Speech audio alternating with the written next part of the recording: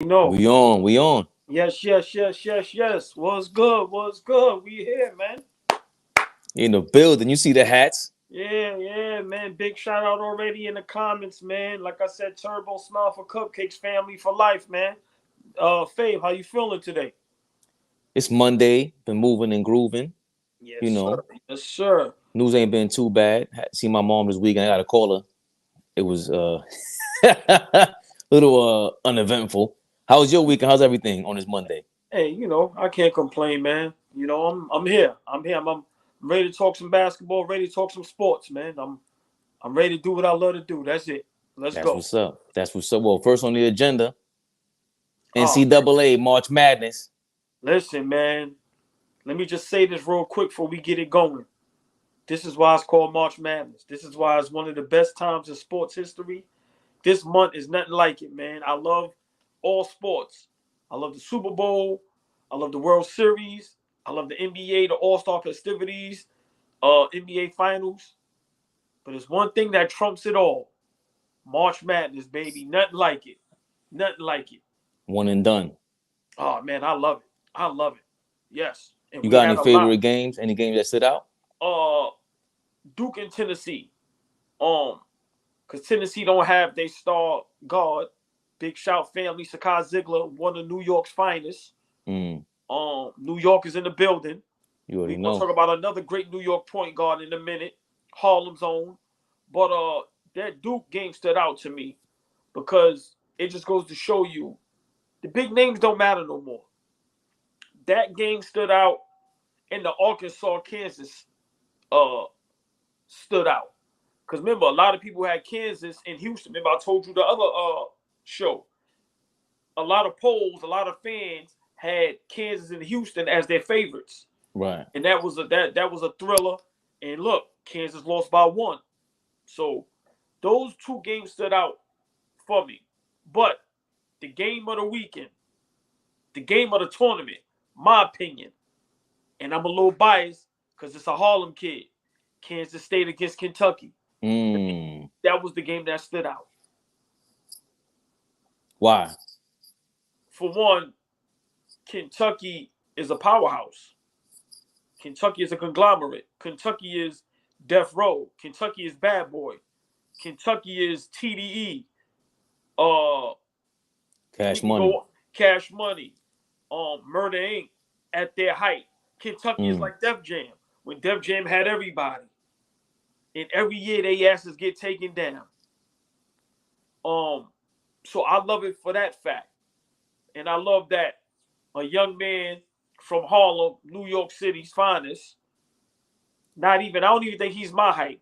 I'm 5'8", maybe 5'9". I think he's about 5'6", Mm-hmm. 27-9, and been killing all through the tournament. So to watch a young Harlem, New York City kid take down a conglomerate, a powerhouse like that, man, listen, I know he's on top of the world right now. Everybody named Mama is posting him on social media. So that was my favorite, and that was my highlight of March Madness.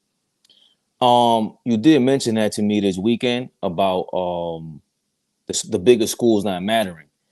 The only thing with that is it's funny because we were talking about Iona State. Iona State University. No, Iowa. Iona. They play UConn. UConn bounced them out. Okay. Only reason why I know is because so many people came through. Shout out to Steve Bird Sr. All these Now, guys yeah, it's came not through. Iona State, it's Iona. Iona. I'm sorry. So Right. Iona. Remember, And hold on, Steve Bird Jr., Steve Bird Sr., Nakia Miller, who we had on the show also, aka Fab, he went to Iona too, but go ahead, finish. Iona. So Steve Bird Jr., Steve Bird Sr., for all you guys that don't know, second father-son tandem 1 and 2 in the leading in Iona history in points. in points, second father-son tandem to do so at a school, second to who? Steph Curry and his father, Del Curry. Dale Curry. But it's funny that's the only reason why they popped up on my radar because I seen Iona. I'm like, okay. Right. Then I looked up the game. They lost to UConn, and guess who coaches them? Go ahead. Rick Pitino. Coaches Iona. Coaches Iona. But that Wow. seems to be, here's the funny part, that seems to be his last game. Because when I looked it up, They're saying that Rick Pitino, that was his last game, and he's in serious discussions with the St. John's coach. Oh man, listen, that might put St. John's back on the map, the Big East, baby. Yeah. Iona's Rick Pitino Wow. met with St. John's officials Sunday, and the sides remain in serious discussions about him becoming the school's next basketball coach. Listen, I call Rick Pitino. That's my man Al Pacino, man. That's the only one I can get away with wearing a white suit, baby.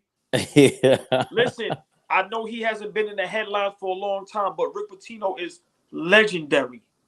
So you see him already putting Iona back on the map. Now he's gonna go to St. John's and hopefully revive that school. And hey man, hopefully now we can be looking forward to watching St. John's, and hopefully next year we'll be watching them in the dance. Yeah. Hopefully he could bring that program back to life. Because we talked about it last I think on Friday. St. John's just the coach, the New York City culture, and now look, the Knicks are relevant. The Nets got a core again, even though Kyrie and KD are out. But that's a part of. They keep talking about New York City basketball. That's a part of it. You want to imagine you having homegrown Chris Mullin, Ron Artest, come on, all these man. guys going to St. John's. Mark Jackson, Eric Barkley, Omar Cook. Come on, man. That's big time. That's big time. Yeah, come on, man. Yes. Did Felipe Lopez end up going there? Yes. Felipe Lopez. Yes. So that's a major factor for us. And I just happened to see it yesterday across the because I just looked at Iona and seeing what happened with them, and then it was suspicions yesterday, but today, 4 hours ago, according to ESPN, that Rick Pitino, aka Al Pacino, Wall Street. Yeah, that's my man. Yes, Rick Al Pacino. Right. That's my guy right there. So that's some major news, and I hope he takes the job at St. John. It's gonna be bad that he's leaving Iona, but sometimes, I get it. You're gonna leave for a bigger program, and like I said, if he could bring St. John's, the Big East, and we be in the dance next year, oh my God! Listen, that's what NCAA is about. Now, hopefully, Rick Pitino could be recruiting some of these kids to go to St. John's. Nobody has to worry about the Dukes, the Kentuckys, the North Carolinas, and things of that nature. Now, we homegrown, baby. Maurice Graham, shout out to you. God bless. Malik Sealy went to St. John's. Very good point. Yes. We can start off with some shout outs. Smile for Cupcakes. We see you. Tapped in. Appreciate it. Marcel Smith. I know that's you, Turbo Marcel. Yes, sir. But listen, let me just real quick. March Madness, one of the best times in sports, one of the best months in sports. Remember, Duke lost to Tennessee 52-65. Arkansas squeezed out a tough win against number 1 Kansas 72-71. And yesterday, my game, I love. Kansas State beat Kentucky 75-69. Now, let me just real quick give you the Sweet 16, the 16 teams that's playing in the Sweet 16. You got Michigan State versus Kansas State. You got Arkansas versus UConn. Florida Atlantic versus Tennessee. Gonzaga versus UCLA. San Diego State versus Alabama. Miami, Florida versus Houston. Princeton versus Creighton. And Xavier versus Texas. That's your 16 teams in the Sweet 16. And let me tell you something. All of these is goodies. But I'm rooting for Kansas State, baby. And I'm going to tell you why. Harlem's own. On Instagram, he's known as Mr. New York. Marquise Powell, baby. Yesterday, Kansas State, star point guard, 27 points, 9 assists. The big win against Kentucky. Listen, man, this kid, from watching him and following them, hey, man, the kid is special. I think he has an opportunity to make it in the league. The way the league is today, he reminds me of Isaiah Thomas. He don't shoot as good as IT, but he's just as quick. He's just as crafty with the ball. He can shoot and he's exciting. He go cross over, throw between the legs. Yesterday, he did a between the leg pass. The kid got fouled. So, Mr. New York, Marquise Powell, man, I want to give him a big shout out. He's representing Harlem, representing my hometown, New York City. Hey, man, I'm looking forward to him winning a national championship, a national title, and put his stocks high, and hopefully he could become a first-round pick. We ain't see that since Kemba, right? Nah, nope.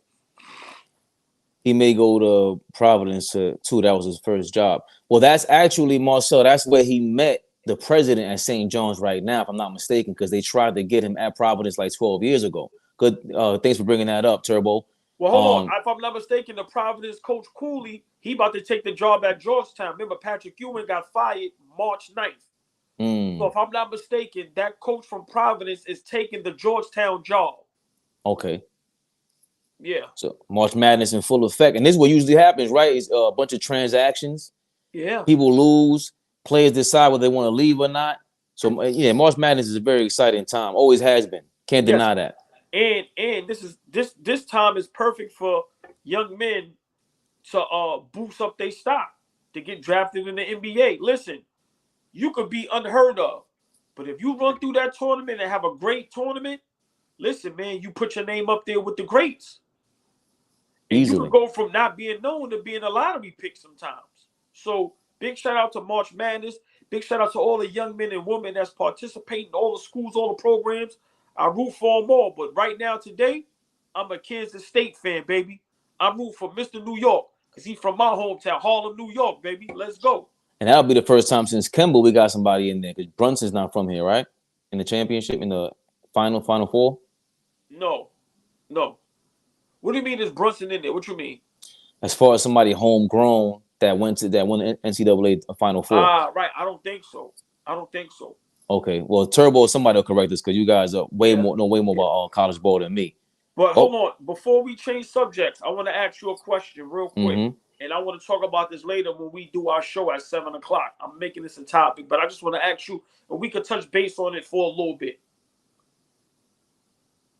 Is big schools overrated today? And when I say big schools, I mean in Kentucky, Duke, North Carolina, of that stature. Are going to those schools a little overrated today, in your opinion? Right now, you want me to answer it or later on? No. We can talk about it right now briefly. I'm asking you, what do you think? What's your opinion? My man, primetime Deion Sanders. He followed the money, baby. And him leaving Jackson State to go to Colorado, that's just a stepping stone to go probably be a head coach in the NFL. But Colorado's a bigger school. I think it's not going to be overrated. Money is money. Them guys, that's old money. Like they were saying. But I'm talking about players.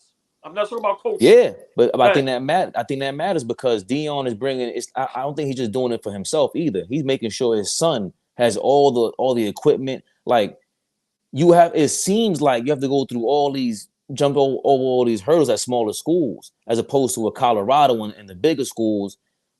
You can't deny what Duke means. I think that brand is still serious. Duke is like the Yankees of basketball, and they didn't even win the most ever, if I'm not mistaken.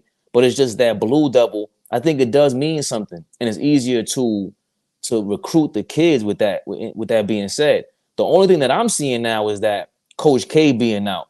It used to be that the coach was side by side with that school. When you saw Calipari bouncing around, Rick Pitino speaking to Rick Pitino, when he started bouncing around, that takes away from the school. It's like getting rid of George Steinbrenner or whoever the owner is. So I think that's when that started taking place.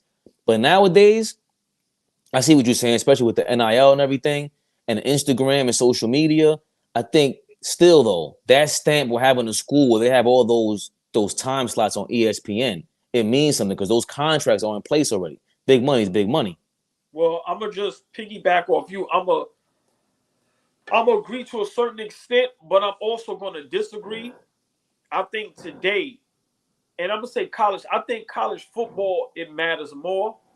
But I think college basketball right now, today, going to a big school is overrated.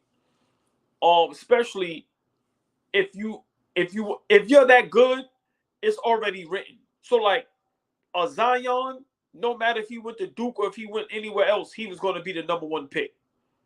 But when you look at the JaMorants, the Kawhi Leonards, the Dame Lillards, I'm saying today.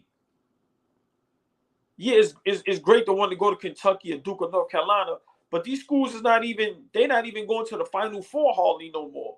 They get bounced out early. And also now with social media, if you good, you're gonna get found. How many guys we see that drop in the draft that turn out to be great players, and they wasn't even going to none of these big schools?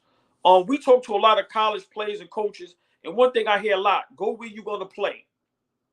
So that's my opinion. That these bigger schools, yeah, it's nice to go there, but if you go in there and everybody on there superstars, when are you gonna get your playing time? So I think today at this point, I'm not saying all the way overrated, but I think it's a tad bit overrated to want to go to Kentucky or Duke. Now I think it's just the name. I think the program is cool, but they not winning like that no more. I'm sorry. The code's been cracked, and that's to Turbo's point. Not really, but people are going to go into little schools to get their shine, which is exactly what you're saying. Thank you. Yeah. Turbo said Brunson is from Philly. I'm sorry, Maurice Smith. I want to get Maurice Graham. Give you that shine. Not really people are going to little schools to get their shine. Very much so. And I will leave that topic with this to end it off. Okay. The way Paul Pierce talked about going to Kansas, he got recruited and went everywhere else, but he wasn't all on the smoke. That episode, I suggest everybody go watch that. Paul Pierce is a baller's baller. He talked about being recruited at every school. When he arrived in Kansas, he said, yo, there was nothing like it. He saw and it felt like a movie, basically, the way he described it. So I think there's something to that. And that doesn't happen at smaller schools. I think the bigger name dudes, they're going to be the ones that are always have this conflict anyway. But for there's way more guys that are not that big name recruit anyway. So should they ride the bench, right, or should they go to a small school and be the big fish in a small pond? Come on, prime example. Like I said, JaMorant, D Wade wasn't heavily recruited. Like I said, we know Marquette. These are good schools. All these is good colleges. But I'm just saying, sometimes you have a choice. Do I go to Kentucky, come off the bench, or don't get too much playing time? Or do I go to a Murray State and become the man? And like I said, the coach unleashes me and all my talent show. So sometimes those big schools, you may have to stay there a year or two. Or them small schools, you have a great 1 year and you can go. So it's up in the air. But just my opinion, I think right now with social media, like you said, it's a little overrated. But we can leave it at that. Speaking of big time brands, the Lakers, one of the biggest, probably the biggest in the NBA. They won last night. Big win. Big win for them. I should have had the final score on here. I'm sorry, guys. That was a little unprepared of me, but I think it was 111-105. But the point is, Anthony Davis, going back ever since you called him overrated, and I was like, nah, he's fully healthy. Ever since then, I've been eating crow. Anthony Davis, don't get me wrong, defensively, he was good, but he looked like he was being reactive. I'll start it off, my bad. He was good, but he looked like he was being reactive. And Austin Reeves saved his life. He saved that whole franchise last night. I don't know how many calls he got last night. I guess he's starting to get respect from the league. He's getting that golden touch, that Laker look. Hey, because there's no way he should get that. 16 free throws for Austin Reeves. Y'all know what all ballers say, though, right? I'm what? Sorry to cut you off, Faye. They want the Lakers in there, so they're going to do anything in their power to make that happen. But go ahead, finish it. No. But you see, I'm always going to say this about that conspiracy. Like going back, ever since I seen that playoff year with Sacramento and the Lakers, and there was some job there going on, and we found out it was true. Right. That same season, it was Philly, the 76ers versus the Milwaukee Bucks with Ray Allen. That game 6 was kind of fluky. So ever since I saw that, I'm like, oh, the NBA doesn't necessarily want the Lakers to win. They just want to keep the game competitive because they need the drama at the end to sell the advertising. You know what I mean? So it is a conspiracy. Yeah. So it is a conspiracy, but that's a huge advantage for a team with Shaq and Kobe. Like, come on now, at the end of the game. So, but the Lakers have that on their side. Anthony Davis was crying for calls. I didn't like that, but they didn't look good. They're lucky Franz Wagner missed 7 3-pointers last night. That's my man, Franz Wagner. Shout out to his brother, Mo Wagner. You think Dylan Brooks is a problem? Go watch I'm gonna put that up, a YouTube highlight of Mo Wagner. Orlando Magic got a nice young core, man. They just got to put it together right. They could have won that game last night. Real quick, everybody go watch a YouTube clip. Not right now, go watch us. A YouTube clip side by side, a YouTube clip of Mo Wagner versus Luka Doncic. They got crazy beef. I love Mo Wagner. We need him on the Knicks to start shit with everybody. Exactly. I love it. What did you feel about it? Did you get to watch the highlights? You watch some of the game? Good. while you there, you Google real quick. What was Anthony Davis' numbers last night? Oh, 15. He had 15 points, 6 of 15, and like 10 rebounds. So I Terrible. saw when he got his 10th rebound. Now, let me say this. Shout out to the Lakers. That was a big win last night because now they're in 10th place. And if I'm not mistaken, it's like them, Minnesota, and maybe OKC, somebody, they all got like the same record. So that was a big win. I'm not going to take nothing away from them. But let me just say this. Anthony Davis, listen, man, I watch a lot of basketball. I watch a lot of YouTube. And a lot of people been saying what I've been saying forever. It's hard to play with LeBron James, man. Anthony Davis is not happy over there. It's too much pressure. Listen, man, you playing with LeBron. You playing with the Lakers. You're a big man. So wherever that they had from Wilt to Kareem to Shaq to even Pau Gasol. So they know for having great big men. It's too much pressure. But let me say this. If the Lakers don't make the playoffs, this Lakers AD and LeBron would look like a very bad experiment that did not work. I'm sorry. So, but I'm gonna give them props. That was a big win for them yesterday. But they still remember now with Minnesota with Ant-Man hurt, they may dip down. OKC, I can see them maybe losing 1 or 2 games. So Lakers is in a very good spot to where they may can get to that 8th seed. It is very possible. It is. And Lakers is going to be dangerous in that 8th seed for the Denver Nuggets. Even though I would still pick Denver because if you got the reigning MVP and you got the best record in the league and you're going to have home court advantage throughout the playoffs, yes, they're going to be very dangerous for Denver. But Lakers is treading on thin ice, man. They treading on thin ice. So you see the playoff picture here. Denver's in first. They're waiting for that seed, the 8th seed to form out, and that's Minnesota, like you just mentioned. Anthony Edwards, by the way, he's out of his boot. So if they get to play a hobbled Anthony Edwards, I guess that would, even things out with LeBron. But they got to get Karl Anthony Towns back as well. They're hobbling into the playoffs. I don't believe in them. I believe like what we talked about, like we've been saying about the young guns. Right. You can't, even last year or the year before, the one thing that stood out about the Lakers early on was that the younger teams, OKC, destroy them because they're just running up and down the court. Come keep up with us. You can't do that, Bron. I dare you. He can't do that. They need to slow the game down. And AD, not being AD, they won't be able to do that. But yesterday was just Orlando's a team that always sneaks up on these good teams. They play Boston well. They beat them one time in Boston. Hold on, real quick. Just breaking news, college basketball. Georgetown hired Ed Cooley from Providence. So the former Providence head coach, Ed Cooley, is now the head coach for Georgetown. Yes. Nice. All right, go ahead. I'm sorry. Nah, it's all good. So OKC, again, another team. I'll talk about them a little bit later.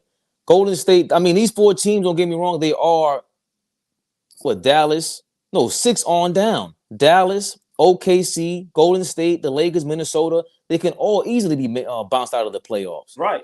Due to injury. These guys got load management going on. Yes. So LeBron coming back, I hope he comes back and he just, he plays his heart out. That's not his MO, to be honest. Sorry, I hate I don't want to keep hating on LeBron. That's just not who he is. But it's not hate. See, it's only hate to like LeBron fanatics and people that just only care about LeBron and they don't really watch the whole game.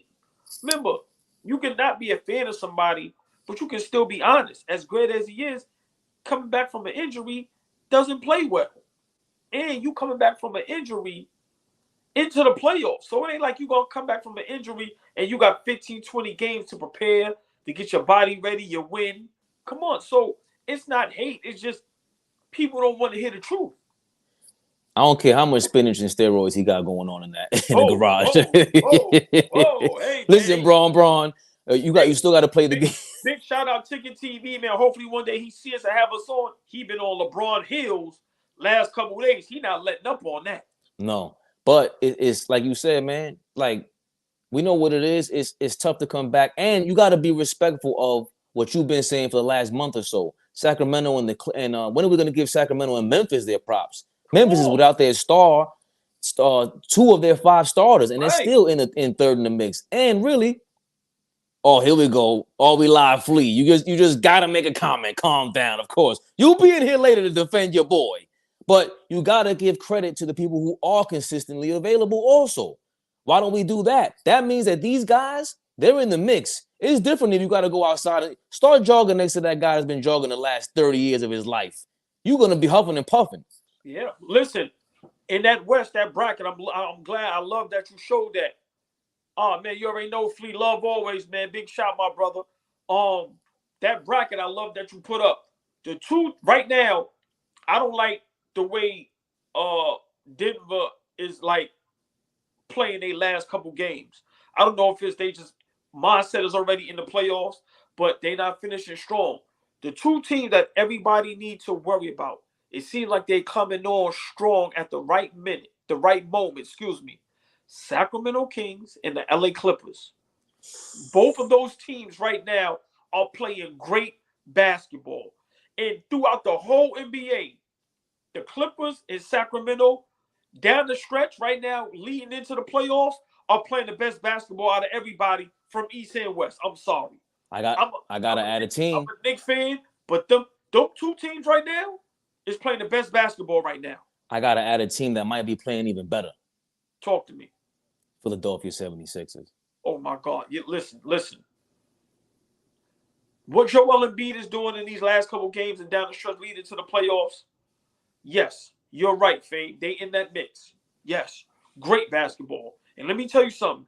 Embiid is putting the league on notice. I'm the guy. Y'all can talk to Jokic and AD and Big Cat and all these other big men. He's letting it be known. I'm the guy. Great segue. Let's go. I think we were going to get into that later in rapid fire, but I think we got to give him his props. We got to give Embiid his props. Again, we have to break down what has happened with Embiid and the 76ers the last couple of years, in case you forgot. They're in the number 2 seed, a game ahead of the Celtics now. They're 2 games behind the Bucks.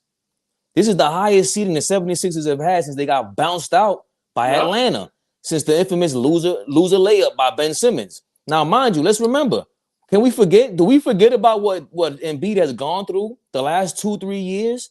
Being a wrestler, say what you want. He sold out Ben Simmons. Okay, punch him in the face then if you feel like that. Again, going back to confrontational, just hold on. He was right to do what he did about Ben Simmons. That's how it's looking right now. But go ahead. He's totally right. I've never been against Embiid doing that, and we've always had. Oh, technical difficulties. All right. Nah, my fault. I got a phone call somehow. I'm not supposed to get phone calls. I turn my Wi-Fi off. How dare you? Right. Apple. So for him to be showing out like this, remember, he went through all this. Let's not forget, he is the process. This is a process to get him back on the court because they drafted like 3 guys, 3 7-footers. They're all not. I mean, Nerlens Noel. Where the hell is he at now? It took him a while to get playing like this consistently. Every time he makes the playoffs, he always gets hurt. That shot by Kawhi Leonard, devastating. Yeah, devastating. He was crying, man. Come on, man. And you don't want a guy like that. I get it. He was crying. Make fun of him all you want. Chris Bosh, when he cried, it looked funny. He looked kind of whatever. But at the same time, give me that guy that cares that much. The Kawhi Leonard shot was devastating, right? Like I just mentioned. After that, why do you think he spoke out about Ben Simmons the way that he did? The same guy he's crying after a game? Give me that guy. He's in Philly, so I got to hate them. But now they're in the 2nd seed, like I said. The highest seed in the Eastern Conference that they've reached since they were the number 1 seed and they got bounced out by Atlanta. Yes. And just real quick, we're going to just get off this topic. But let me just say this. It goes to show you when a player is healthy and they take their craft serious. You could tell Embiid now is taking the game serious. He's taking his skill set serious. And he has the mindset, I can be the best player in the NBA. He has the skill set to do it. On both ends of the court, on the court. So big shout out to Embiid. And the other thing with that is the MVP talk. Well, if that's the case, all I've heard about last year, and again, Kendrick Perkins is a joke. You don't do that. You don't cry racism over something that with arguably the best player in the league. You sound like the Pistons did with Larry Bird and Isaiah Thomas was pussyfoot. When I see Kendrick Perkins on TV, I turn the channel. Nobody respects him, so we don't even want to use him as because you know what that does for all of us with that kind of conversation. Yeah. So, but the point is that there's a bias with every MVP voting every single season. They had something that's called voters bias. Voter fatigue, where all these guys, the voters, all claim we're tired of voting for this guy. We're tired of him winning. We're tired of Michael Jordan winning. We're tired of Giannis winning. That's how Joker kind of ended up getting his first MVP. He won the back-to-back MVP last season. I don't think he really. I wouldn't have minded Giannis last year. Really. Talk about it. Now this year, if we're talking about as much as we don't want to say that it is the story of anybody's career and their personal life, it means something. Trust you me, when it's time to vote for the MVP and they present that award, they're gonna have to talk about this journey that Embiid's been on. They're gonna start promoting the Philadelphia 76ers with this fervor. Because guess what? Embiid got something to prove. James Harden got something to prove. Doc Rivers has something to prove. Daryl Morey, you ain't win jack, brother. There you go. You all got something to prove, and you're led by that guy. To be honest, the only other guy that I would want instead of him is Giannis to lead my crew. Is Giannis and Embiid. Because Joker, you don't play defense, and you're not tough like that. Not on the defensive end. Listen, I'm going to say this, and I don't want to stay on this topic too long. We was on live about a week ago, and I was arguing with everybody. A little bit of defense. A lot of these plays ain't what they are. My Knicks proved that against the Joker. I'm not saying you ain't going to get your 20+, but 40+ triple-doubles and all that. Big shout-out to our Knicks and to Mitchell Robinson. What I've been saying, just put a body in front of these dudes. Don't let them do what they want. And Joker looked regular. I'm sorry. And on defense, oh, my God. If a team was smart, you can exploit him all day. So I don't want to stay on that. But we've been saying this for a while. Right now, Embiid should be MVP of the NBA. Yeah, Maurice agrees. And again, Bobby Portis was just on NBA TV, and they asked him, you got Drew. You back on? Yeah, I'm here. Oh, something happened. Bobby Portis was just on, and he was on NBA TV, and they asked him, who's the defensive player of the year? You got Giannis, Brook Lopez, and Drew Holiday. He said, Brook Lopez. Well, the fact that he got 3 of those on that team, again, who does Embiid really have? Don't get me wrong. And again, I said James Harden got something to prove. Remember, he tore his hamstring off the bone. Yeah. So he's finally back healthy. I just like that they're all, as a basketball story, it seems like this is who they typically give the MVP to. Yes, sir. Great take. Definitely. Thank you. From someone that we totally respect and people should be fearing, we got Mario Chalmers. Hold on. We're going to put some respect on Mario Chalmers' name. Let me explain why. He's known to hit big shots. He hit big shots in college, and he hit big shots in Miami. So on Allball TV, we're going to put some respect on Mario Chalmers' name. We will not slander and disrespect that young man, because I already know what people was going to say and want to say. He's an NBA player. He's a champion, and I respect his word. Now, go ahead. Well, I was trying to buy some time because I wanted to do a little. Oh man, please pull it up. Please pull it up. Come on, baby. Come on, man. Listen, you think we playing around over here on the Allball TV live? Let the people know. Yeah, so they don't think we tattletelling or like God rest my grandmother. So we fibbing. So for you youngins, fibbing means lying. So y'all think we not lying. Please, and that's telling you something different already. Like Jordan's just that guy. Like everything was, I want to be like Mike. Right. Nobody fears Bron. Nobody's like, damn, I gotta go play this Bron. Right? Nobody said that. I don't know why. Right.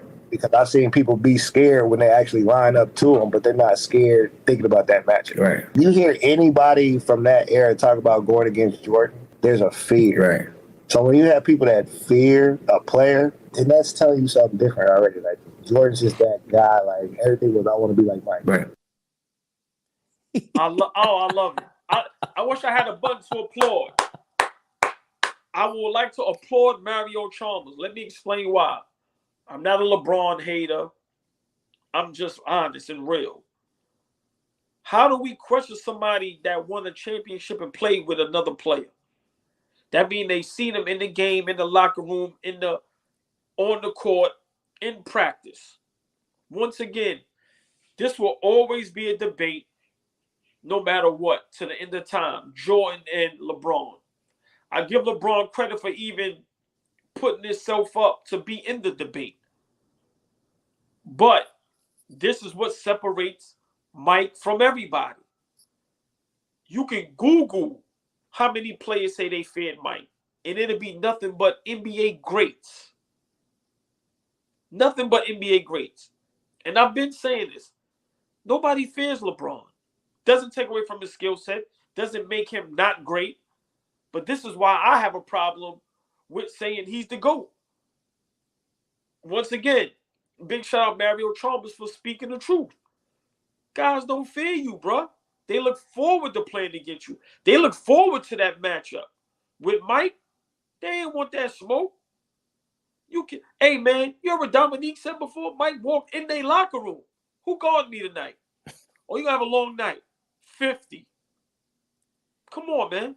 I think that's a different level of, because I think people tend to forget that because you become a fan of someone, and we'll get into your favorite player later. A little tease for the audience. Oh yes, hey. But because you are a fan of someone, it does blind you.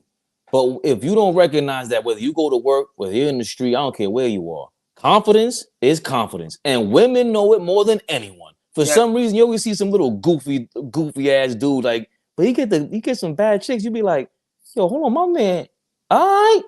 And you see the hardware. That's the hardware for us. I'm sorry to objectify, but confidence is confidence. And there's something that we just smell on LeBron. And with Mike, it was, I want to be like Mike, dog. I don't really want to be like LeBron. Even when we put it up in the IG today, people just, yo, nobody fit any other player since Mike. How about Kobe? I don't have Kobe in my top 10. I don't have him in my top 10. But we got to distinguish the difference between a Kobe and LeBron, Larry Bird and Kevin Durant. There's a reason why these guys are just, that air of confidence is different. And I got LeBron number 2. Number 2 all time. He's the second best player I've ever seen. Well, I got him number 7. And I might have to, after this take with Mario Chalmers said, he might get number 9 after that. But go ahead, I'm sorry. But Maurice, it kills me that Kobe gets overlooked. It's not that he gets overlooked. He does. Yes, he does. Yes, he does. I don't think he does. Do you know how many? Once you bring his name up, you know how many people got him in their top 2? Their best player ever? I can explain how he gets overlooked. You just said you don't even have him in your top 10. That's overlooking. No, it's not. You know how? Hold on. He's the closest thing to Mike. All right, so you're the second best in your position already, off rip. Now you name your top 10. Don't try to word that like a college master's degree person. I don't know that language. Listen, he's the second closest thing to Mike. Has 5 rings. Come on, man. And you don't even have him in the top 10. That's called overlooked. No, it's not. It's not overlooked when you have Moses Malone is overlooked. Dr. J is now overlooked. But no, King, a lot of dudes is overlooked. A lot of guys are overlooked. Yes. Kobe Bean Bryant is well respected. When you mention his name to me, he went from a player to a god. He's the god of will. Can I ask you a question? Off top. Don't have to be in order. Give me your top 10. Tim Duncan, Kareem, Mike, Magic, Hakeem. I said Kareem already. Bird. How many is that? 6. I'm forgetting names now, but it was tough to Shaq. Braun. I didn't say Braun. That's 8. Damn, is he in my top 10? Hold on. What you gonna say? Like Bill Russell and Will Chamberlain or something? You gotta put in Will Chamberlain. You gotta put in Will Chamberlain. And Bill Russell. See, now Bill Russell is someone that people will get pissed off at me about because I'll say, did I say Jordan? Bill Russell, he got the 12 rings, and the time that he played, the things that he went through is not talked about enough. That's what makes LeBron look goofy. That's what makes Kobe Bryant is under the ilk of fearlessness of Jordan and Bill Russell. Can I ask you a question? Mm-hmm. Why do you have why is Akeem Olajuwon over Kobe Bryant? You have to explain that. I'm sorry. It's tough, you see, to crack that top 10, in my opinion. When you have big men, two-way players, it changes everything. It changes everything because you can affect the game, impact the game differently than everybody else, man. Like, Kobe can't, no matter how much he wanted to, he couldn't impose the defense like Akeem Olajuwon. Like, Mike was different. He's ahead of his time. So he shut down a whole bunch of people because think about it. I know y'all don't like to hear this, but he didn't guard a Kobe Bryant. He didn't guard a Vince Carter. He didn't guard guys like himself. So because he was ahead of his time, he shut down everyone. And then on top of that, when it was time for those players to come in the league, Mike was still no joke. Stronger than them, bigger hands. Kobe just, I don't think there's a difference between him and Mike. And those are the differences. He's stronger and bigger hands. And he's just more, when you look at Mike, bro, just watching them play was a movie. There was no wasted movement at all, ever. I respect your top 10. Mine's a similar. But yeah, I mean, my opinion, Kobe does get overlooked, and it's sad. I mean, we could disagree, but I disagree with you saying he doesn't get overlooked. I think he does. And Shaq said it before. When people name their top 5, top 10, and he always says, how does people just jump right over Kobe? Once again, the guy that was the closest to Mike, who was the GOAT, and won 5 championships. It was one of the most fed, most disciplined. Come on, man, the Black Mamba. So, like I said, I think he is overlooked. But you made a great point. I think now this is where we can maybe agree to disagree. I think Akeem Olajuwon gets overlooked. When a lot of people talk about these big men, he's not talked about enough. Shaq even said it, and Shaq is in my top 5. Mm-hmm. Shaq said Akeem Olajuwon gave me the business. I think there's a reason for that because everyone has a learning curve too. Like we like to point to, when Michael Jordan didn't win. For me, it wasn't that he didn't win. It was that he didn't play the team basketball the most. He didn't play to his capacity. The Detroit Pistons broke him down, make him go left, whatever it was. Akeem Olajuwon, when he was younger, was a nutcase. Akeem Olajuwon got kicked out of a finals game in the 1980s. Who does that? So there was something missing with him that didn't allow him to get to this next level that we eventually saw in the 90s. But with that being said, Shaq went through a learning curve, and he didn't really get to that next step until he got with Phil and got some footwork done. But Akeem Olajuwon gets overlooked because he doesn't have that. I guess he didn't play in LA. All the big men really play in LA. Kareem, Wilt, Bill Russell played with the Celtics. They all play for those big name organizations, and they promote you that way. Wilt is top 10. But Akeem Olajuwon is the only guy who led the league in steals and blocks. Akeem Olajuwon is amazing. Right. He's just a different level. He would have. Right. Somebody asked, Draymond asked Kenny Smith, is Embiid better than Akeem Olajuwon? I always thought like Ryan. Shout out to Ryan Hamilton. You're bugging. Akeem was way faster. He would have destroyed this era. And Kenny Smith said he shot 3-pointers in practice. It didn't feel like shooting it. Why? Because all I gotta do is worry about Patrick Ewing and Shaq 4 times a year. Everybody else, I'm destroying you on the post. Right. So Akeem does get overlooked, I think, and I think it has to do with the same reason why LeBron went to LA. That shine after you leave, they promote you that way. You got to sell sneakers. Let me ask you a question. Just being a basketball fan, what Mario Chalmers said, should that matter? Yes. Hell yeah. Thanks for going back to the point. There's a 2-part question. Should it matter? And also, should it change your opinion or your perspective on how you look at a player? Flea, you'll be back on later. Yes, it does. That is the primary reason why I got Jordan over LeBron. Okay. Dog, for them to say, yo, don't talk to him. Leave him alone. Think about the people on your block that they said, yo, that dude's a little 730. Don't talk to him. And he's nice. That means you got to deal with him. This ain't Draymond where you could X him out of the play. No, Mike is involved in every single play. And LeBron is supposed to be, but we're not scared of you? And not even that. What's the Jets' name from that was in Dallas? Jason Terry's getting in your head. Kevin Garnett's getting in your head. We never heard about people getting in Michael Jordan's head. He got into their head. He was intimidating. To say that intimidation is not a part of life in general is a lie. Wow, that's a great point. Wow. Yes. Oh, I thought you had a response. Great take. Next on the agenda, Allball. Yes. I think you wanted to talk about when JaMorant is coming back, and maybe somebody else in the comments could fill in before we do the rapid fire later on. You was telling me earlier that he has an 8-game suspension. That's by the NBA. There's no word on the Grizzlies on their end. So when is JaMorant coming back? But here's the bigger question. Should the Grizzlies want him back? It's funny you asked that. What is your take on that? Should the Grizzlies want him back? Because it seems like they do just fine without him. Well, first of all, let's share this note. Add to stream. Okay, boom. JaMorant ready to join the Grizzlies. NBA suspension is over. JaMorant 8-game suspension is over, and the 2-time All-Star guard may rejoin the Memphis Grizzlies. He's expected to be on the bench Monday night when Memphis hosts Dallas. Tonight. Though it's unclear tonight. I'm sorry. When the earliest Monday night. Tonight, yes. It's unclear exactly when he'll play. The earliest being Wednesday. The Grizzlies announced Sunday that Morant would not play against the Mavericks because of return to competition reconditioning. So that's part of like what's that called? The NBA collective bargaining. So I guess you got your answer right there. I just wasn't sure. Facts people make on their calendar when they play the NBA. Oh yeah.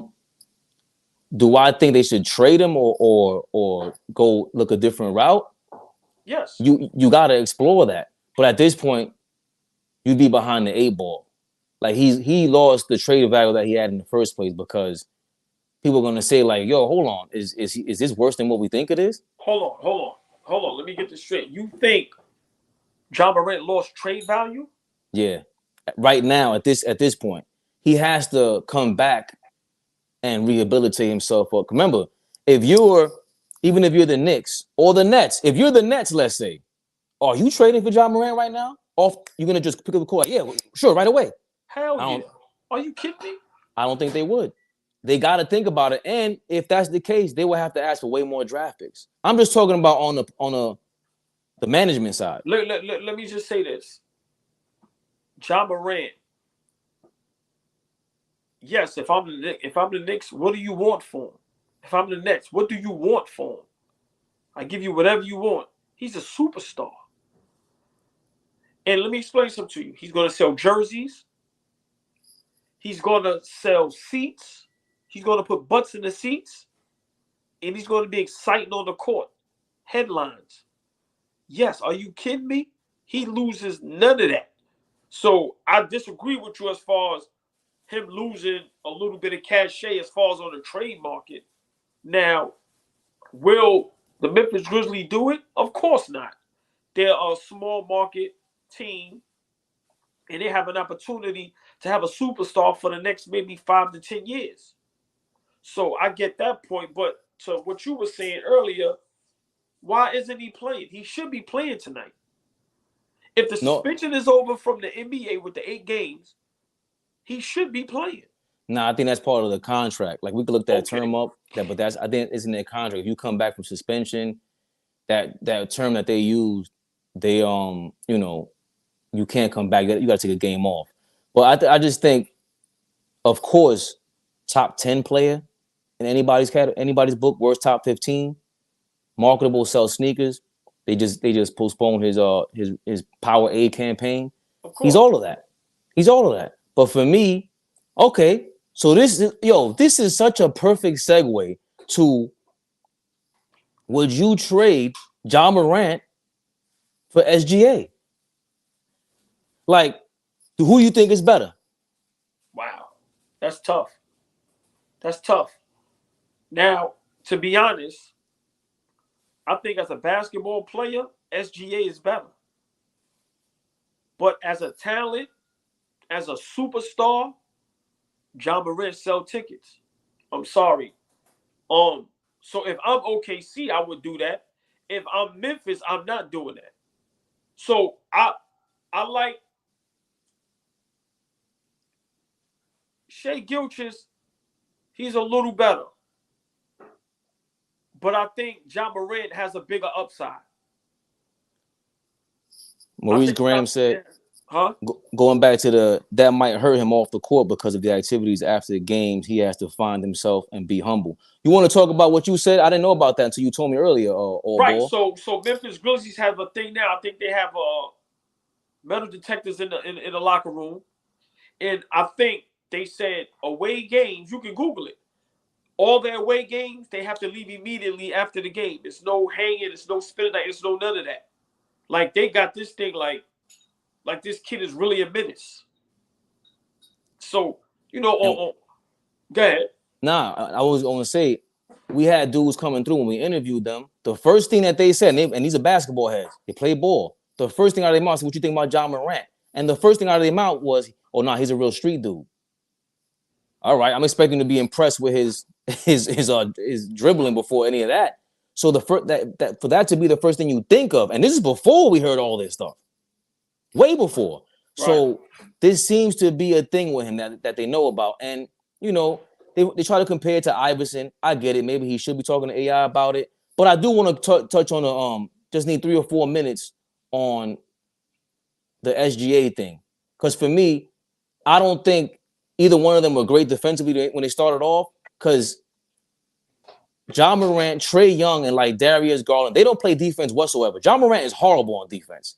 SGA, he wasn't too far behind before, but now if you see this, if you could see it, these are all called hustle points. And I know it's a little bit nerdy, but SGA is all over the place. All over the place.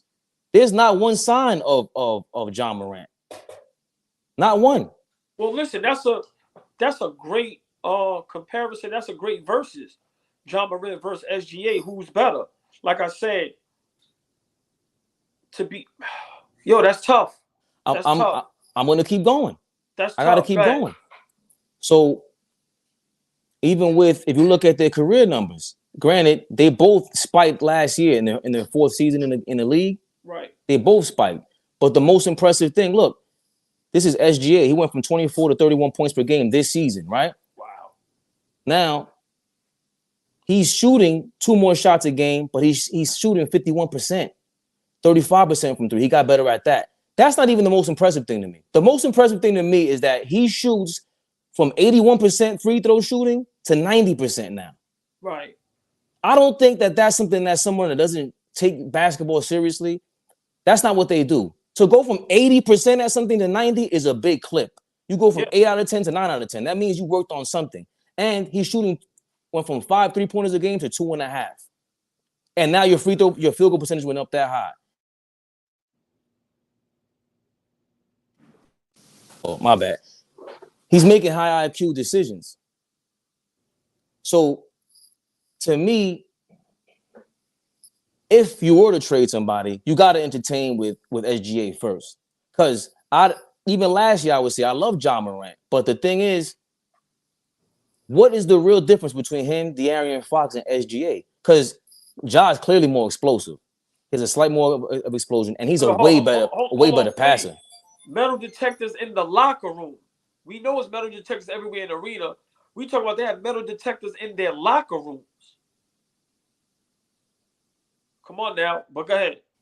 He put that on himself. And just as a player, I love Ja, but again, no defense. And then SGA is shooting, I know he's doing 30 points per game, and you don't, in this era, 30 points ain't really nothing compared to before. But we're talking about at 50%. 50%, that's what Mike was doing. That's what made Mike special when he was younger. And Kobe and these guys, they never reached 50%. Like when they do that, and SGA is amazing. And what made me really think of it is last game OKC just beat Phoenix. And they had to trap Devin Booker at half court and everything. It was a great game. But the thing is, after the game, it looked like JaMorant. The whole team was surrounding him and they were celebrating him. And do you think the Memphis Grizzlies are anywhere near what OKC has around SGA? I don't think so. Hold on, let me ask you a question. Flea is in the comments. They have metal detectors in the locker rooms in every arena in the locker rooms. Is that the Gilbert Arenas rule? That's what I'm saying. I'm just asking the locker room. Yeah, and they made it seem like it was just for them. That's how you heard it. So if Ja would be the trader, and I don't want to make it seem like he's not what this is, but we got to start giving credit to people. When SGA was shooting 50% earlier in the year, it's like, all right, can he keep this up? Well, he's doing it. He's doing it. Watch this. You want to hear something? Here's a take. If I'm JaMorant, I would ask for a trade. If I'm JaMorant, I would ask for a trade. You know where I would want to go? Where? If I'm JaMorant, I need a bigger market. I need a bigger everything. This is how you become a billionaire. See, y'all want to play these games on this internet, on this social media stuff. I'm talking about all over the board. Yeah, listen, business, put him in New York and see the difference. Put him in New York and see the difference. If I'm JaMorant, get me out of here. Get me out of here. Straight up. That was my JaMorant take. I thought of it last night as SGA was But hold on, before we go, the SGA comparison, I like it. This reminds me of how people try to compare Larry to KD. KD may have a better talent, but who's the better all-around player? SGA may be a better all-around player, but who's the better talent? I think Ja is the better talent. Right. I think Ja has a bigger upside. Right. I think SGA, who he is who he is. Remember, JaMorant can attempt to play a little better defense. He can attempt to average more assists. He can attempt to shoot better from three. I think JaMorant has a way higher ceiling than Shai Gilgeous. But it's a great comparison. And I also believe with what you just said, because of that, I'm big on how much of your potential are you really tapping into. Like Lamar Odom, Josh Smith, they haven't really tapped. They didn't tap into their potential. Hey, by the way, Rapid Fire is about to start, and the link is in the comments if you want to jump in. For Flea, Turbo, Maurice Graham. I don't know if Smile for Cupcakes, and he has to have a person that's not a yes man. Yo, end of the day, me and Allball always talk about this, bro. I don't care how many yes men are around you. You got to make these decisions. I get that you can be like a king and live like a pauper, live like spoiled like that. But at the same time, it comes down to you. We always say your pops, whoever they want to blame, the general manager in Memphis, they're not gonna catch that charge with you. They're not going down as a co-D with you, dog. It's not happening. So you better look in that mirror. Yep. If you don't do that, I don't care what yes man is around you. Your life is set up for the rest forever, for generations to come. That yes man thing, just me. I could be wrong. That shit is overrated. You gonna do what you want to do. So especially at that age. I totally disagree with that. Yeah, like I totally disagree with that. So this is Allball TV Rapid Fire. If you want to jump, hold on, my bad. Turbo's in the mix. Didn't even see him there. What's up, Turbo? How's everything going? What up? Yes, sir, Turbo. What's good, baby? This is a dope show, man. Dope topics, man. Everything. Y'all was on point on everything, man. Especially with the March Madness. Yes, it was definitely dope. And I said last night on one of my episodes, because I talked about Talk with Your Boy Turbo. Yes, that's my show on IG. Talk with Your Boy Turbo. You already know the vibes. 615, that's my Instagram, Turbo 615. Mm-hmm. I talked about last night the most disappointing team, and I said that right now, Purdue is the new version of Gonzaga at this point, as right now, because at least Gonzaga made it to the Final Four, the championship, so they got that burden. But Purdue right now is the new Gonzaga of college basketball. They were ranked number one. They were everybody's favorite, and they just keep getting bounced out every year. Great point. So that was some good points though. But then also I was just saying about Rick Pitino. Rick Pitino, his first head coaching job was Providence. That was his first coaching job. And now that might be opening. And then from what they were saying, that their facility is way, way better than St. John's facility.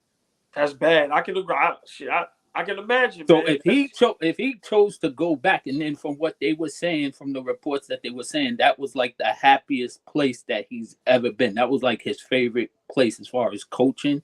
Why? Right. So I can see I can see. It won't be surprised if he goes back to Providence. But if he goes to St. John's, he would definitely bring them back to the relevancy for sure. Exactly. You can't knock it. And if St. John's can be good again, that helps New York basketball. Yes. St. John's matters. Let's not get it twisted. St. John's matters. Big time. To New York. Probably more than the Knicks. You I'm OD. not gonna go you OD. I said probably. You OD. I know, but they haven't been relevant. We didn't make the playoffs and we still relevant, dog. Yeah, I just you OD. No, let me tell you something. You're right. New York City is a Knicks town. As much as I love the Yankees. No, you're absolutely right. Much as the Yankees and St. John's, listen, New York City is a Knicks town. I'm sorry. And that's crazy. And y'all a bigger brand than the Yankees, and the Yankees got damn near 20 World Series. That's crazy. That just shows you winning championships don't really matter. Yeah, sure. I mean, it does matter, but you get my point. What up? Let's get to this rapid fire. Flea, what's good, baby? Y'all niggas got me pissed off coming through, especially Fabian. What's up, Y'all hear me? Fabian got me pissed off today. I love this. I love this show. Hey, listen, y'all are amazing. Hey, man, you've been pissed off the last couple of days. Go ahead. What we do to piss you off today, man? Talk. I know what it was. Can I guess? The Cobster? What was it, Fabe? Kobe. Yo, brother. That take is like, that shit had my skin crawling, OG. I love y'all, man. That shit was like, so I'm a guy, right?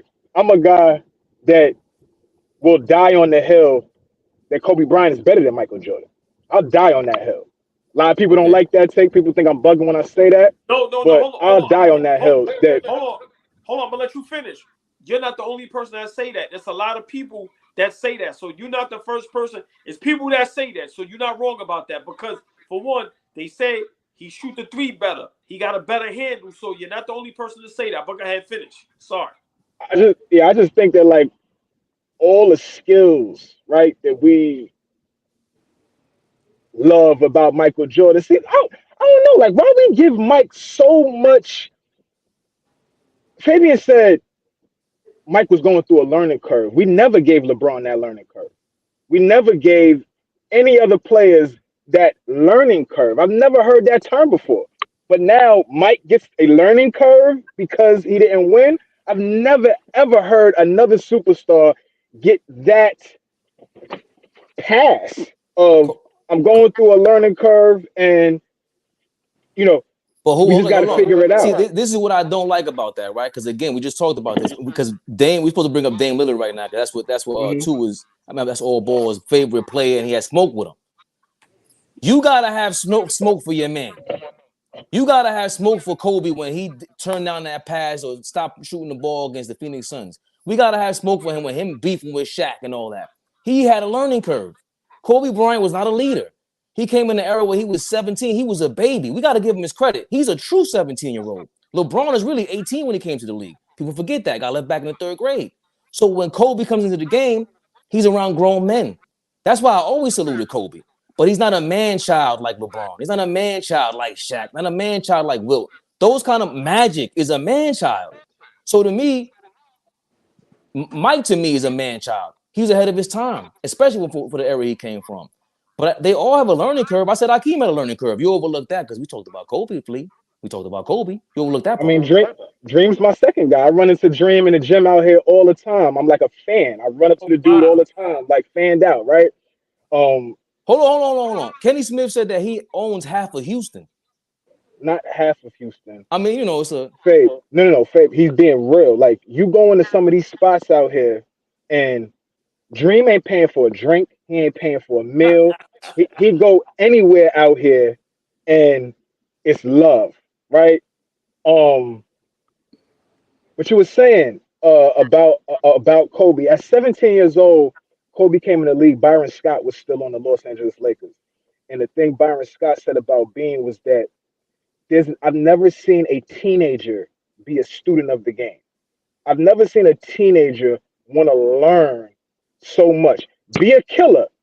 Still think at 17 years old, I'm better than you, Byron. Nick Van Exel, you ain't shit. Eddie Jones, you could get this smoke. And who the fuck is Shaq, right? That's his mentality. But still wanted to be a student of the game. It was like it was a very, very healthy balance of killer instinct and the humility of I still gotta learn. I still gotta figure this shit out. And so, we could have the debate all day about Kobe versus Mike and LeBron and all that stuff. We could debate that till the cows come home. I just agree with All Ball. He gets slighted a lot. He doesn't I get don't mentioned enough. You said You he's know not what? your top 10. That's crazy to me. Hold Like, on, You he's know not hold your on, what? let's top So 10. hold on, Fabe. Let Turbo get in this real quick. Just real quick, Turbo. Take yeah, about yeah. a minute. But Take about a you minute know or what? two. You know what was so sad? It's that it seemed like people wanted to give Kobe his props after he died. It seemed like all of a sudden, like when he was a lot, like okay, when he retired, no, but when he retired, yeah, people was giving. But it seemed like after he died, then all of a sudden everybody was putting him in like he should be in the GOAT conversation.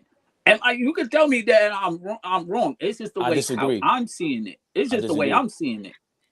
I think people feel like Flea a long time because I've been arguing with Kobe fans for the last 15 years. I just give me the guy that just he steps on the court, he changes everything. So listen, y'all. Mhm. Hold on. This is what we can do. Because remember, we got the show tonight at 7. This is Rapid Fire. Remember, Mhm. this is something that we can talk about. This is what we can do. Tomorrow on the show, this can be a topic. So we can spend the proper time on it. Because I think this is not a topic for Rapid Fire. No, Like, this is a real legit topic. LeBron versus Kobe or Kobe versus the world as far as like some people have him slighted. Fabian don't even have him in top 10. So like this is a real topic that I think deserves the proper time, the proper to take the user due diligence to really because we really need to talk about why Kobe isn't in some people's top 5, top 10. Why does LeBron continue to jump over Kobe if sometimes the criteria is rings? So I'm not saying who's better, who's not, but that really needs to be a real topic. I don't want that to be rapid no, fire where no. we only spending a minute or Yeah, two yeah, because yeah. we all really could spend 10, 15 minutes apiece on that Kobe talk. Oh, and there's some other people that get overlooked too. I think Dr. J and Isaiah Thomas gets overlooked, but we can bring that conversation tomorrow because I got Right. deep Great. Yeah. conversation. Because Listen, And Julius Erving Chalmers, saved the league, Mario huh? Chalmers, shut the fuck up, Mario Chalmers. Rio, Oh shut the damn. fuck up. Rio, get out of here. We hey, ain't listen. said Hey, Rio. We ain't said Rio's name in 10 years. Shut up, hold Rio. on. Hold on. Can I ask Because y'all a LeBron is question? blackballing him. Hold on. Can I ask y'all a question? Tomorrow on the show, how about we have a topic called, you know, I don't want to say these players are underrated, but guys that they don't get the homage the homage that they deserve. Isaiah Thomas, Dr. J, Bernard King, Kobe Bryant. Like I really think these players, we literally talk about Kevin Durant and some of the new players, like these other dudes ain't put in that pain. Right. I don't That hear T Mac. I don't hear Tracy McGrady's name mentioned on this show ever. whoa. Hold on, Like hold on. we don't never Babe, mention his name. you was on my live when I talked about Tracy when I talked about Tracy McGrady. You was on my live because I sent you the link about somebody said that he was overrated and I broke that down. But we can do that. Yeah, We so can you do know that what? tomorrow. Tomorrow, what me and Favor do? I hit y'all in the DM later. We'll DM y'all. We gonna make that a topic for tomorrow. We just gonna figure out how we gonna do it. Where it may be that may could be a whole show. Mm-hmm. Remember, we don't have no March Madness. The games tonight Yeah. ain't Yeah. really nothing No. crazy. No. So let me and Fabe talk because that may could be a whole hour and a half show talking about the players that we revere. That a lot of people just don't have them. Forget top 10. Some people ain't even got them. They don't even talk about them at all. Right. Mm-hmm. So yeah, let's do that. But let's stick to Rapid The fire. rapid our fire. rapid fire real quick. I want to talk about the MVP race, and I want to talk about Damian Lillard real quick. So let's stick with the MVP race. I want Fabe to go first, Flea, then Turbo. Just real quick, who do y'all have first in your MVP race? Fabe, I want you to go first. We talked about it earlier, but it got to be Embiid. he has everything going on for everything that I mentioned earlier. The whole story behind him, everything's coming. It's just the fact that he built the 76ers to where they are now. Ben Simmons is gone. Harden is finally healthy. Doc Rivers is still your coach. These are disadvantages. These are disadvantages to deal with. So, and on top of that, he's playing like an MVP. Forget about everything else. Oh, he's leading it. No, he's not just, it's not a co-star. He's not load management. He already went through his load management phase earlier in his career. Great point. He's playing damn near every game. Giannis kind of load. I don't see load managers, but he's out there fighting. He plays defense. Two-way player. Again, I have a thing about two-way big men. Pause. But they affect, they impact the game. So you can't. I just can't overlook Embiid at this point. He got the storyline. He got the movie. He got the movie script going on to the T. Got to go with Embiid. Okay, Flea, give me your who's your top guy leading the MVP votes?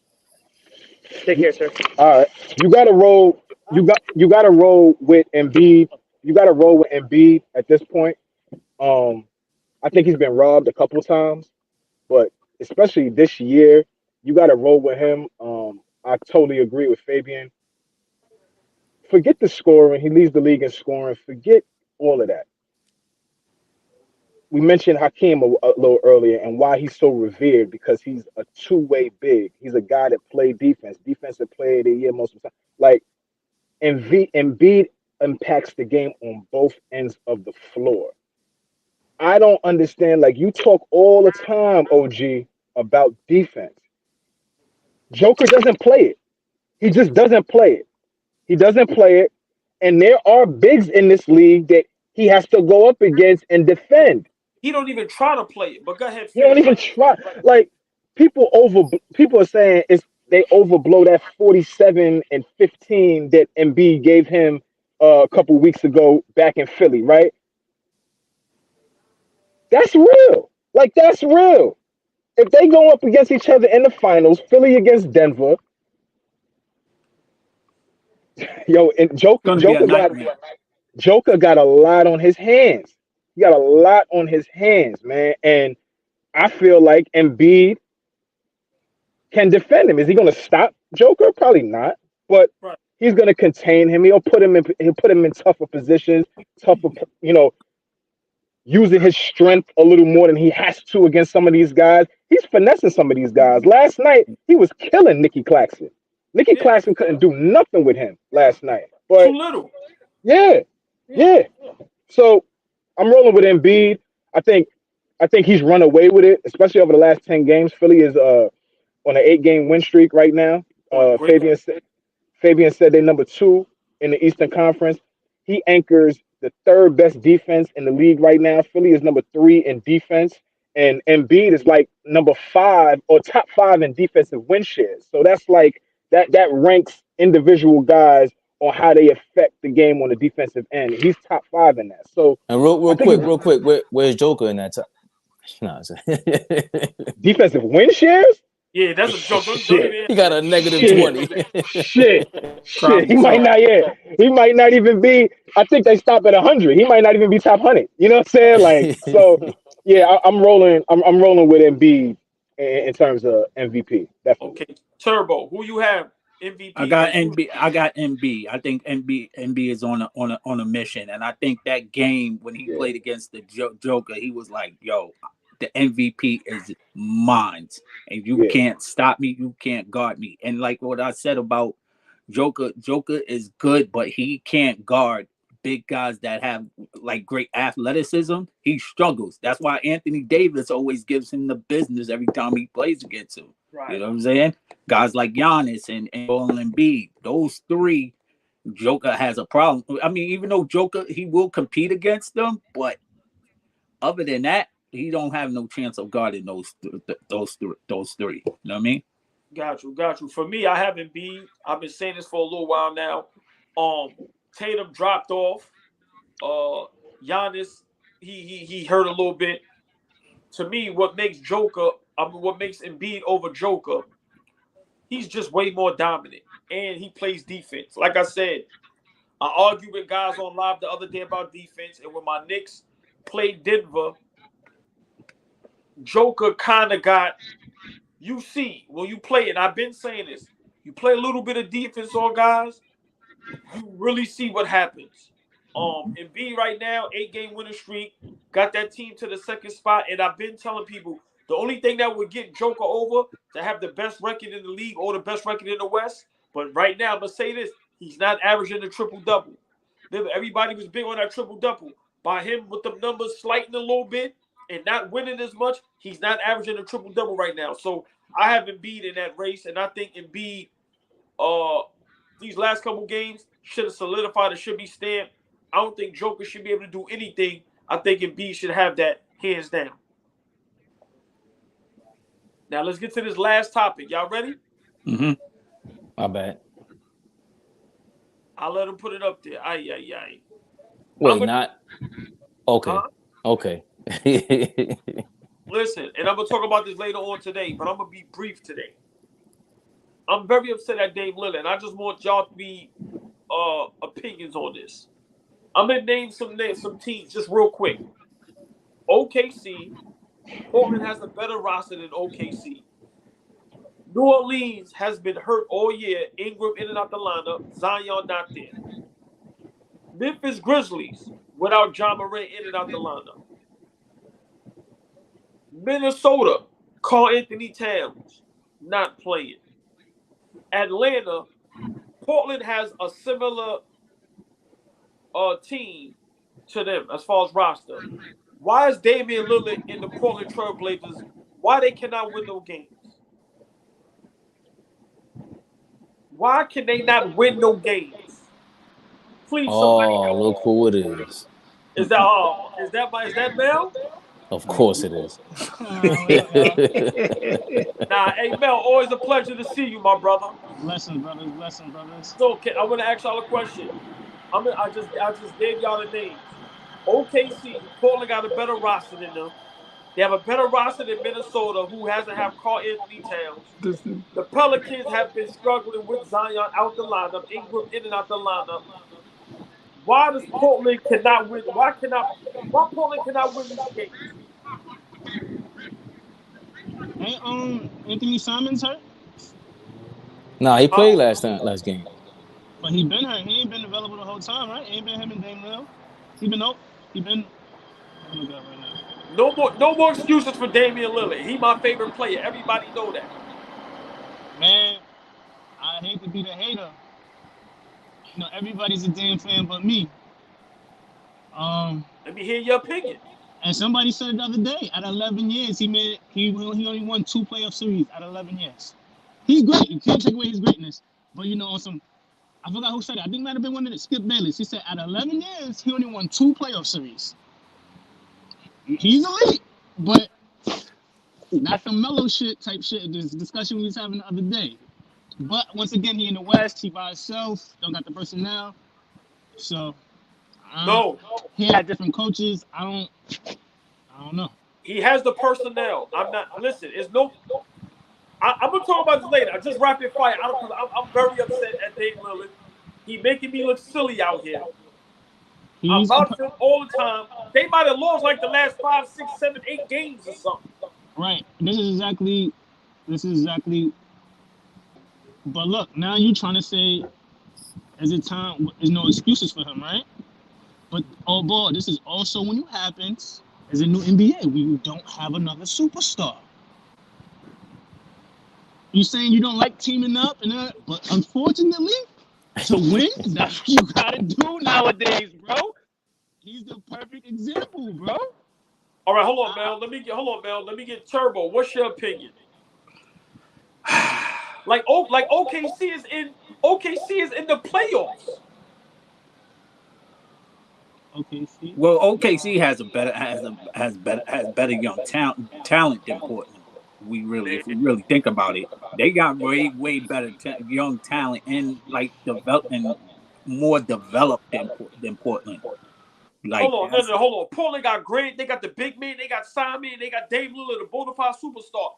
And there's no more excuses. You're absolutely right. But Minnesota don't have Cat. They are in these teams is like 7, 8, 6 seeds. Dame and them not even in the play-in. No, you're right though. They should be better. They should be better. I don't expect them to be. I don't think so. I don't. In the eighth Yeah. seed, but they should be somewhere in that mix in the playing mix. But there was no expectations for Portland this year to do anything. To be quite honest with you, was anybody expecting Portland to like be a some type of playoff team this year? Yeah. Who do you think Hell they're better than? They Because was if we think okay, were you thinking were they gonna be better than Phoenix, the Clippers, Memphis, Lakers? Because I thought the Lakers was going to be a little bit would have been better being somewhere in the six. I had the Lakers this year being somewhere in the 6 or 7 seed this year. Minnesota. Right, but hold on, no. You name 6 teams. It's 8 spots in the playoffs. They should be better than Utah. They should be better than OKC. They should be better than Minnesota. That roster is a good roster. People had Not better than expectations for Minnesota this year. People had expectations for Minnesota this year after what they did last year. All right. Okay. I'm just saying. They was just in the mix. They was just in the mix. I'm looking at this stats right now. They 31-40, but they lost 6 in a row. They don't lose that 6 in a row. They right there where the Lakers at. They even win 3 games, 500. They right there in the mix. That's what I'm saying. That's 6 in a row. They put them down like where are they at? They like 14th? They 13th. The Spurs is 14. They 1 game out. And it looks like they ain't moving up. It's gonna be kind of hard for them to catch up to the New Orleans, and they're in 12th. Hold on, they 3 man. games You ahead said of them. they 1 game behind who? No, they won spot, but they 3 games behind the Pelicans. Behind 12. Oh, that's crazy. I don't think so. They lost 6 in a row. They're 2-8 in their last 10. I don't see how they're supposed to be better than any one of these teams. They don't have as much talent. Like OKC got the kid is hurt. Chet Holmgren, Josh Giddey, he's a good point guard.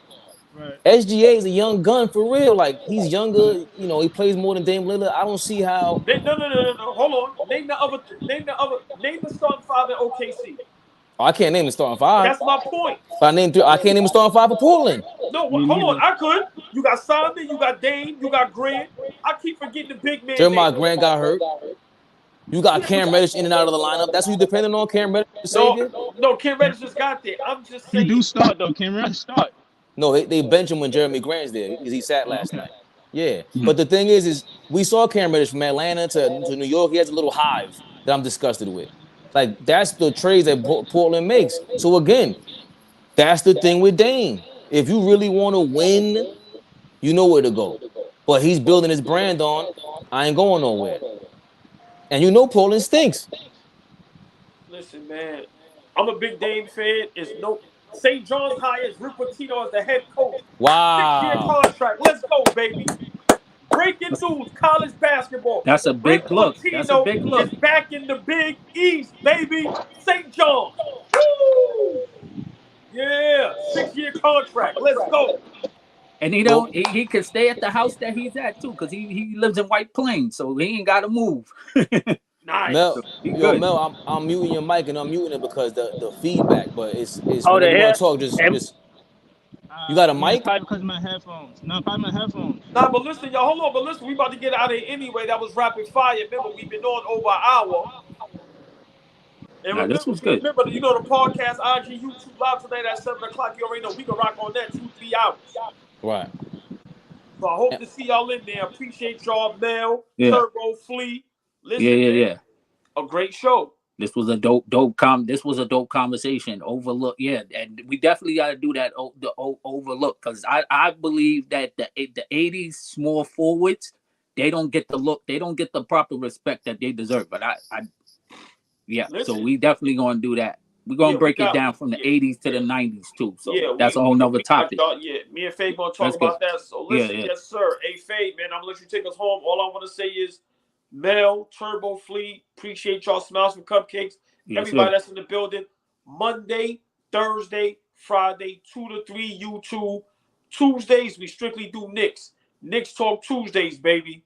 Come on, man. Oh, I Everybody got two honorable mentions that people don't be forgetting about these two, but we'll talk about that tomorrow when I ask. Yes, sir. When Yes, I- Fabe, Beautiful. take us home, Beautiful. Allball Live TV, Fabian Perspective, Allball Fabian, Allball. Shout out to Turbo, shout out to Flea, shout out to Mel. Appreciate all the love. This was a great show. Hell yeah. Second week in the mix. We about to take over the sports podcast game. You already see what it is. All Ball Live TV. Later on tonight, 7 o'clock, 7 p.m. Same channel. We're gonna be on there. IG, Allball TV on IG, Allball Perspective, Allball TV on YouTube. Tune in. Yes, sir. You already know.